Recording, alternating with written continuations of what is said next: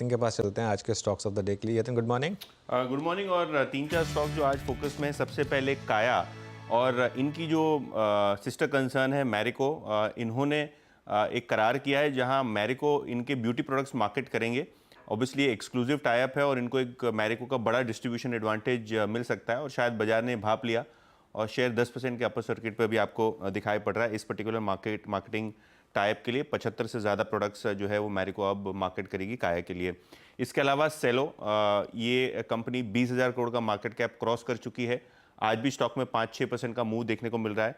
इनका QIP open हुआ है और 730 करोड़ ये QIP के जरिए रेस करेंगे। जो ऑफर प्राइस है शायद 100 रुपये करंट मार्केट प्राइस से नीचे होगा, लेकिन काफ़ी अच्छी डिमांड जो फीडबैक मिल रहा है हमको, उसके चलते स्टॉक में अच्छा मोमेंटम आप देख रहे हैं। और इसके अलावा रियल एस्टेट से ब्रिगेड एंटरप्राइजेस एक जॉइंट डेवलपमेंट एग्रीमेंट इन्होंने फाइल किया है 1100 करोड़ के पोटेंशियल वाला, और कहीं ना कहीं इस न्यूज़ के बाद शेयर में 3 से 4% की शुरुआती तेजी आप देख रहे हैं ब्रिगेड में भी। जी हाँ, ब्रिगेड एंटरप्राइजेस आपकी स्क्रीन पे 1405 पे ट्रेड करता हुआ डे हाई पर, और मूव अच्छे हैं यहाँ पर, और 3.25% ऊपर। काया 45 रुपये ऊपर, और सेलोवल लगभग 4.5% ऊपर। मूव अच्छा है। और इंडियन होटल्स अब 3% ऊपर हो गया। टाटा पावर अब 2% ऊपर हो गया। ल्यूपिन 2.5% ऊपर। हालांकि ल्यूपिन ऊपर से क्रैक हुआ है, मैं माफ़ी चाहूँगा अपने शब्दों के लिए, बट ये थोड़ा सा ऊपर से क्रैक हुआ है।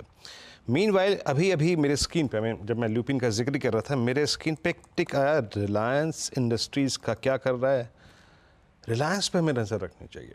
क्यों? देखिए, मैं सिर्फ इंडेक्स के पर्सपेक्टिव से, पिछले कई सेशंस में ऐसा हुआ है, जब इंडेक्स जूझ रहा था किसी पॉइंट को पार करने में, रिलायंस ने अपनी निर्णायक भूमिका निभाई है। राजेश सतपुते जी 3123, ये कल की जो बार थी उसकी लोवेस्ट ट्रजेक्टरी पे नहीं गया। Even I think closing basis पे जो आई थिंक हमारा कल था लेवल, उसको भी डिफेंड किया इसने।